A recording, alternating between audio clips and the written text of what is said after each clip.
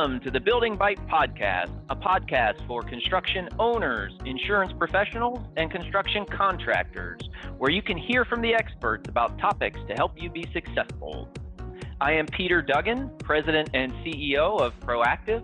I'm here with my co-host, Mike Dirksen, Senior Innovation and Content Solutions Consultant with Proactive, and one of the industry's leading subcontractor default insurance experts, Peter Kapler.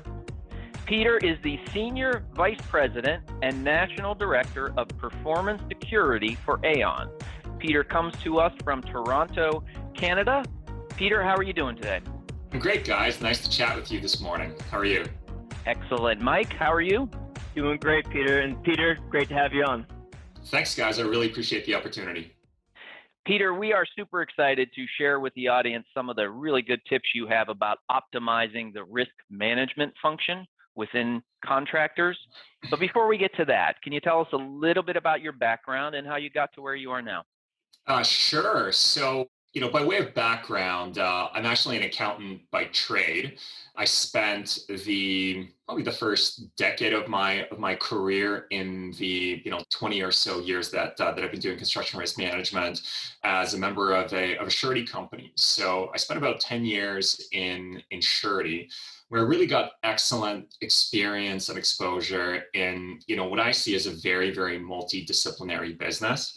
In fact, by way of segue for any younger listeners, I'd really encourage younger people, especially grads coming out of business schools or law schools, to consider surety as a prospective career track, because it's a great sort of multidisciplinary business and an intersection of accounting, finance, risk engineering, technical engineering, and then law, and it all kind of intersects within risk.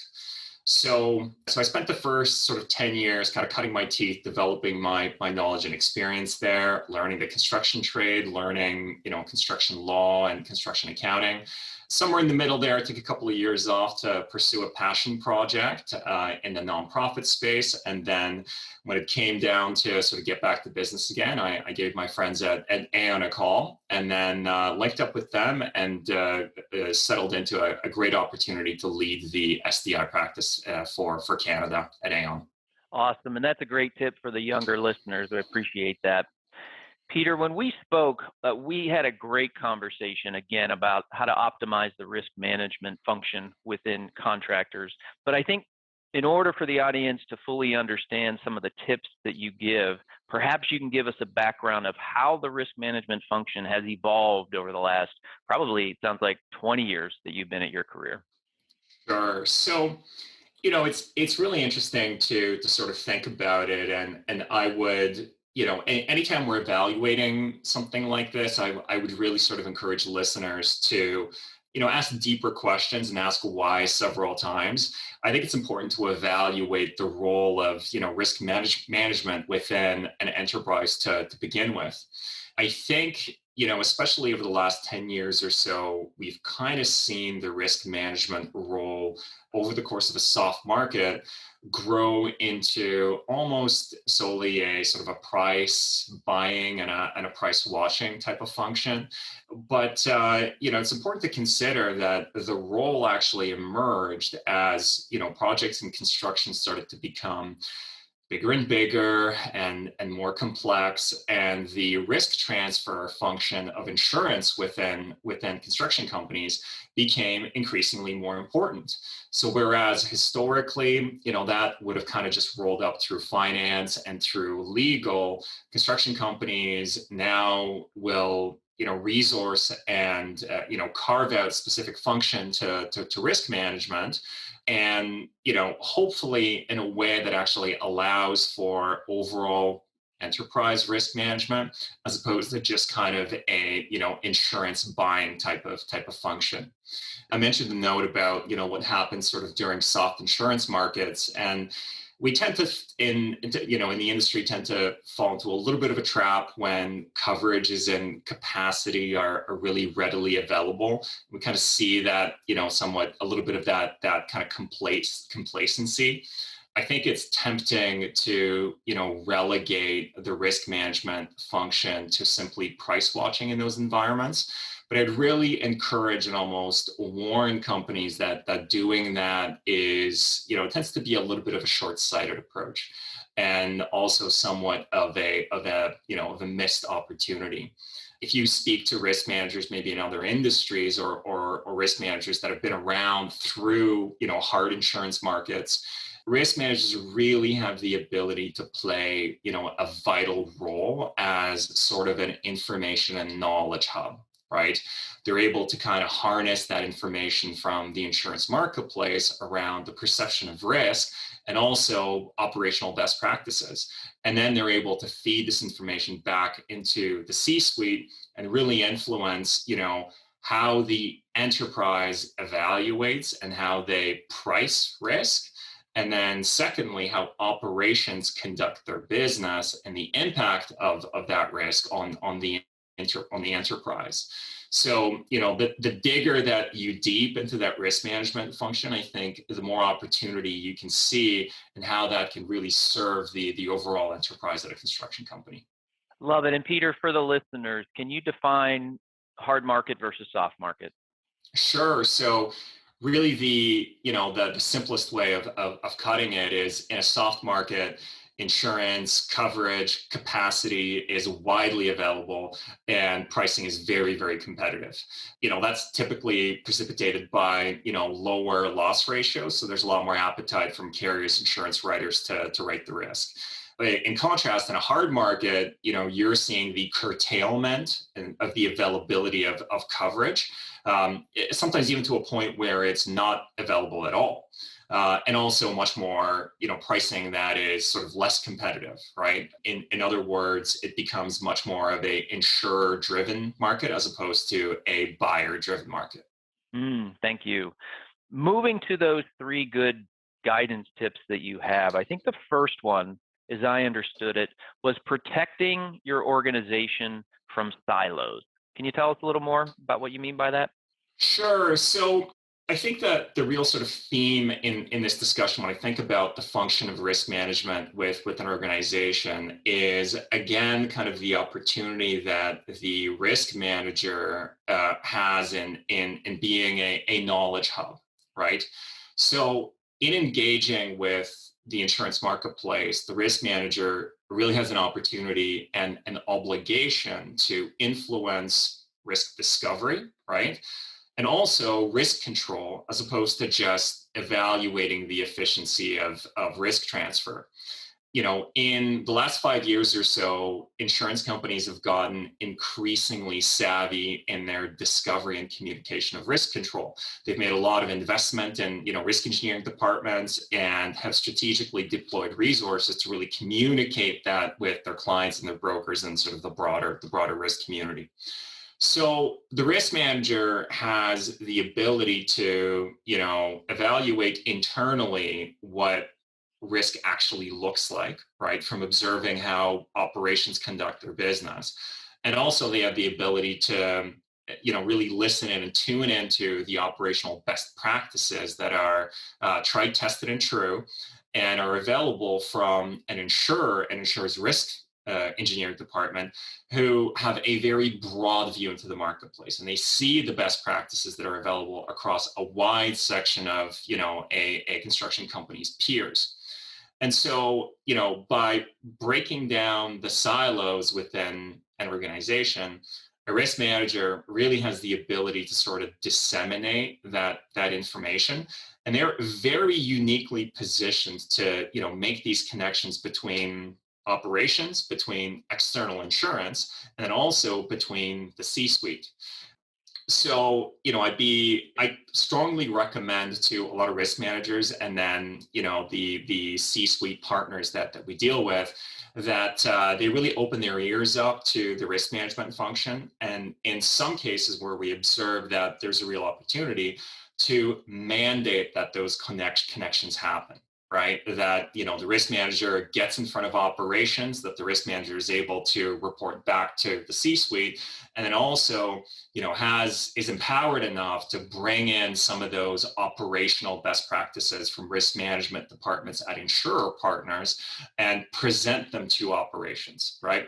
Not in a way where, we're kind of lecturing people, right? But really providing insights around, how is it that we can manage our risks better? Because at some point, when price discovery becomes inefficient, right, there's a real lack of symmetry around the risk and the cost of the risk that we're absorbing as contractors. Yeah, excellent. So if you're in operations or you're in the C-suite or you're in finance, I think the point is listen to the risk manager because they've got access to so much aggregated data through their carriers. I think that's a great point. And Peter, the second point you raised with us when we spoke is about data and the use of data, the leveraging of data as part of the risk management function. Can you tell us more about that? Yeah, so I think there's a couple of things I would sort of camp out on. The first one around data is I really like to think about this in terms of, a classic economic principle of price discovery, right? And I'll back up a little bit and just kind of talk about the hard market and soft market environment. And that is that, when you head into a hard market, and especially as steep of a hard market that we've been experiencing for the last, year and a half, the availability of cover declines to a point where sometimes it's just not available at all, right? And so that puts a lot of contractors in a fairly precarious position because at that point they are forced to self-insure. And without the proper price discovery, right, there is very little that they can suddenly do in order to, not only make intelligent decisions about how to price that risk, but also in terms of how to properly shield themselves against some of the behaviors, right, from operations that may have actually led to, some of those hard market conditions that the company is experiencing, right?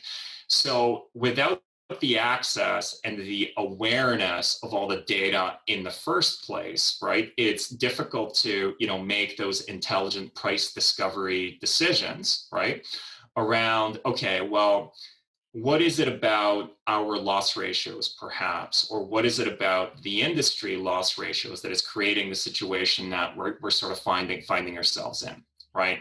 First and foremost. And then secondly, we talk about data a lot in the context of, how technology enables the work that contractors perform. So, there are a lot of data pools that are out there, a lot of them that are, collected by some of the new technologies that are utilized. Unless that data is appropriately pooled and unless that data is appropriately linked together, and then further, unless someone is able to sort of view it and evaluate it that has, a larger kind of forest from the trees type of view, we're really missing an opportunity for, again, price discovery in terms of the true cost of risk. But then, sometimes I would say even more importantly, a discovery around what is actually happening within the organization in terms of risk, right? Do we actually know how all the activities are being carried out? Are we addressing all the different data points? Do we understand how operations is, performing the work? Are we able to sort of feed back and understand, so just to give you an example, from a quality control standpoint, quality control is a key driver of losses across a number of different insurance products, and something that, again, from a price discovery perspective, can potentially cost the contractor a lot of money. If we're not tracking our sort of, our misses, our fixes, and the amount of, rework for quality control, the non-conformance that happens, and unless that data is somehow being aggregated and tracked over time, we're missing a huge opportunity in terms of how we can improve from an operational best practices standpoint. And then again, how do we actually price the cost of that risk into the enterprise? So, when we talk about data, it's, my view on it is that it's not simply, an awareness, right? But also the interlinking of various data pools, right? Where they come from and the ability to harness that into something meaningful.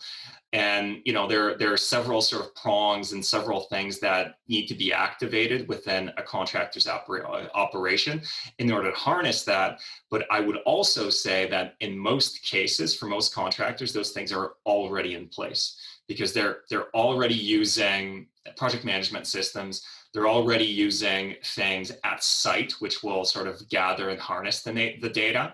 And they already have enterprise risk management systems and folks that look after that stuff. Sometimes it just has to do with connecting those dots in a somewhat of a relational manner, and then taking that forest from the tree's view.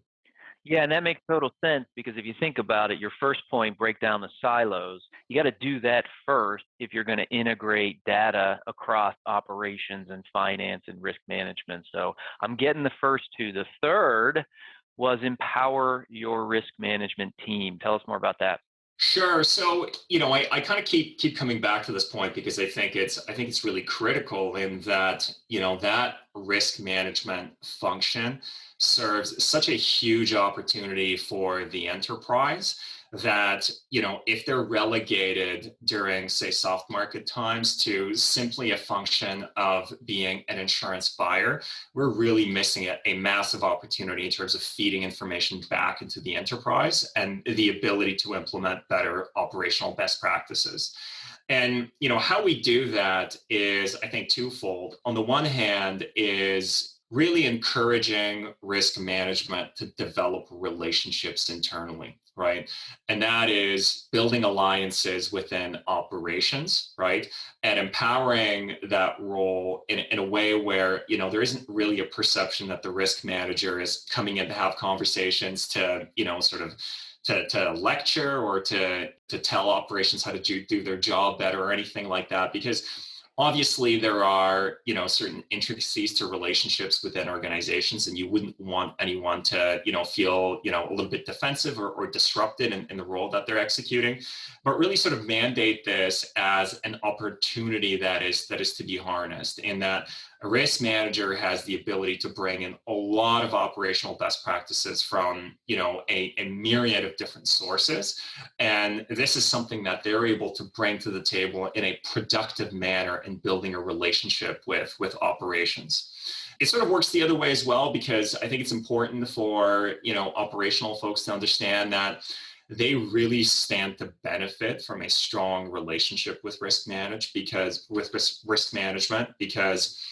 their ability to convey how they manage risk and how they control risk to an insurer that is facilitated by risk manager ultimately in the end leads to a more stable insurer relationship and better terms, right?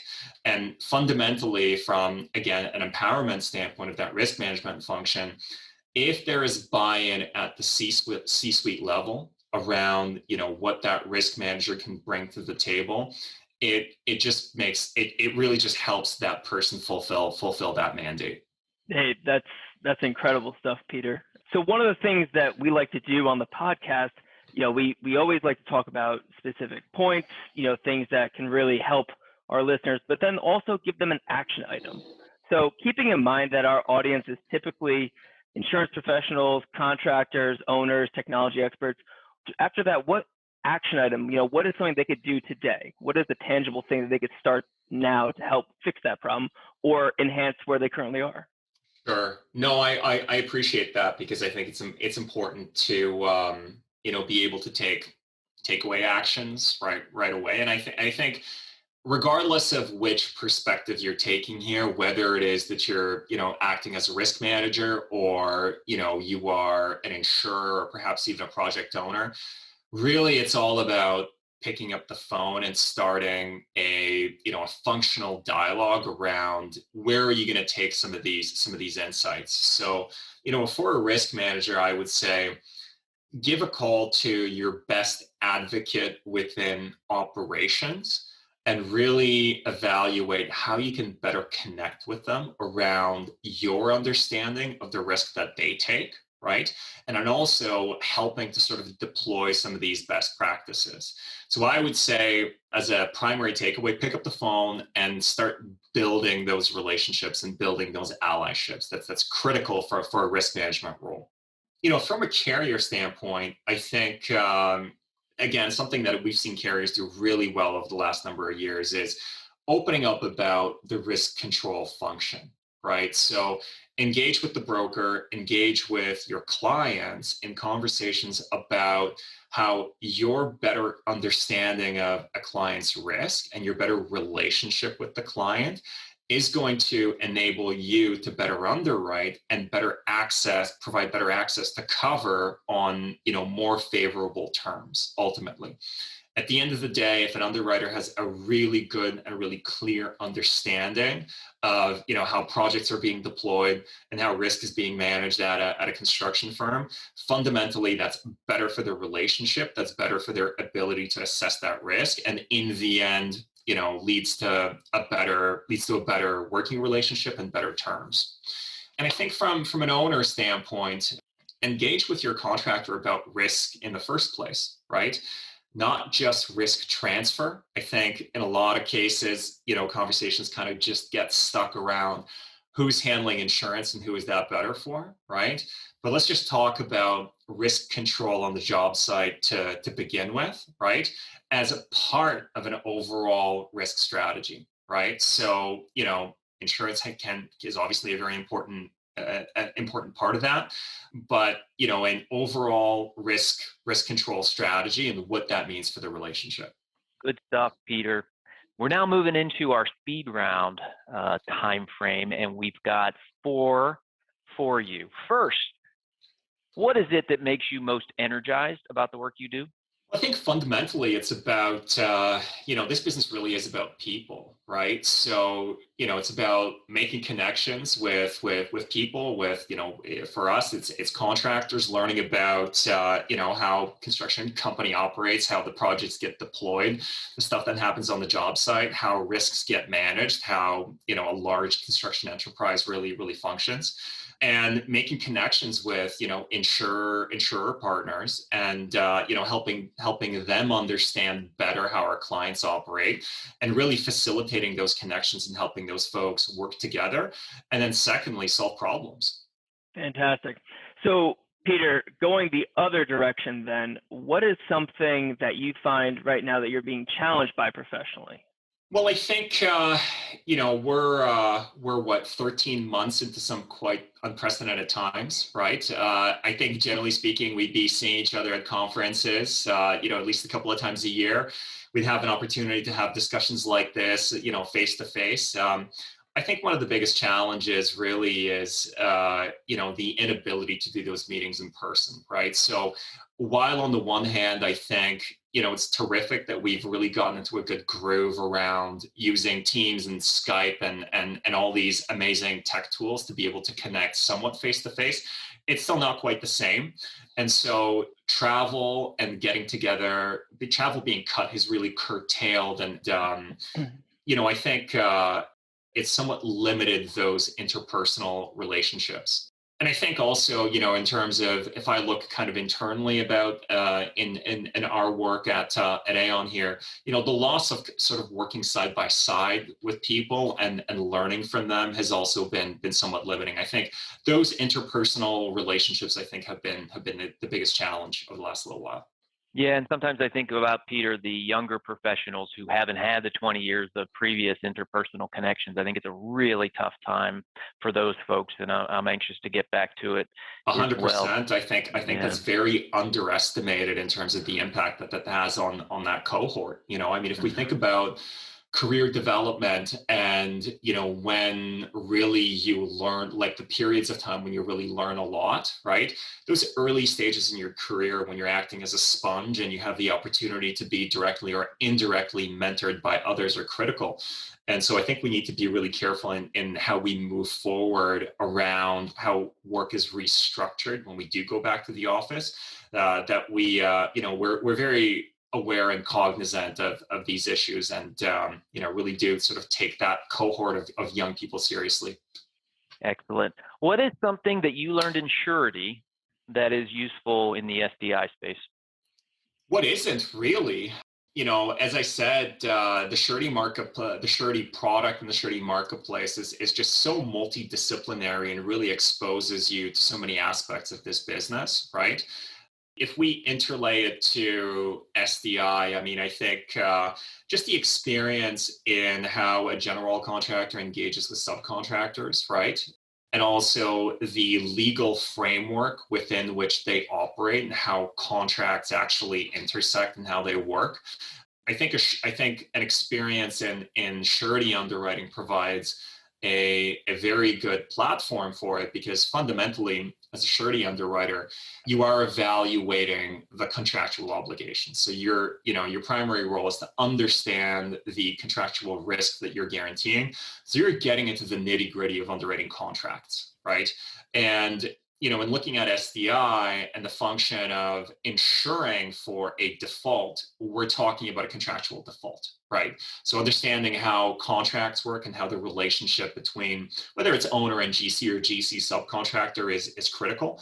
And so I think, a career and an introduction in surety is anything within construction and risk management is a terrific start. And I really would again encourage a lot of young folks who may be listening to consider a career in surety underwriting as a great sort of entry step, or even a long-term career. I talk about it as something that was maybe in the past, but I continue to handle surety business on a day-by-day basis as well. Interesting. When travel resumes, Peter, what's the first place on your list? I think London calling. It's interesting. I didn't get an opportunity to visit London until I was, I'd say, a little bit more advanced in my career, until I was with Aon and underwriting the SDI space and managing the SDI space. And it's interesting because I think, in North America anyway, the insurance as a profession, right? I think sometimes unfairly suffers from the perception that it's a little bit stodgy, right? Whereas, that is completely upside down in a marketplace like London. You really sort of see that the professionalism and the excitement of underwriting risks when you visit a place like Lloyd's of London, when you learn about the history and, you see the way that marketplace interacts. My first impression coming away from Lloyd's of London and the London marketplace is that they really managed to make insurance look sexy, which is quite a feat. That's great. And so, Peter, one last question over here. Yeah, as you might have noticed, the podcast is called The Building Bite. Again, BIM insurance technology with the experts. But we do like to ask our guests, what are you taking a bite out of today? So you're up in Toronto. You mentioned Lloyd's of London. Maybe it's fish and chips. What would be the number one bite for you? So, you guys making me a little hungry thinking about it. But so a couple of things. The first thing would be I mostly follow sort of a paleo diet, right? So a lot of meat, a lot of fats and things like that. And then secondly, I also practice intermittent fasting. So, my morning routine is to sort of work through about, 11 or so on just coffee. And then I'm ready for a brunch. And my brunch usually is a giant egg wedge. So, I'll kind of do a classic sort of, pumpernickel type of bread, lots of avocado, protein of choice, be it bacon or roasted ham, 2 eggs, some cheese sprinkled on top, add some salsa, hot sauce, and it's good to go. It's piled about this high. I'm on my way to Toronto. I was going to say, that sounds incredible. Love to have you. It's got to be up there by noon to get that. Peter, thank you so much for chatting with us today. If the listeners want to connect with you, where can they find you? Best way to get a hold of me is by email. So pretty easy. It's peter.kapler@aon.ca. And then at that point, more than happy to set up a call. Love talking about this stuff. Love talking about risk management and specifically SDI. I can talk about it all day. So if you've got all day, give me a ring. Good stuff. Thank you, Peter. We'll see you soon. Thanks for the opportunity, guys. Nice chatting today. Yes. Thanks, Peter. Thank you for listening to The Building Bite. This podcast has been brought to you by Proactive.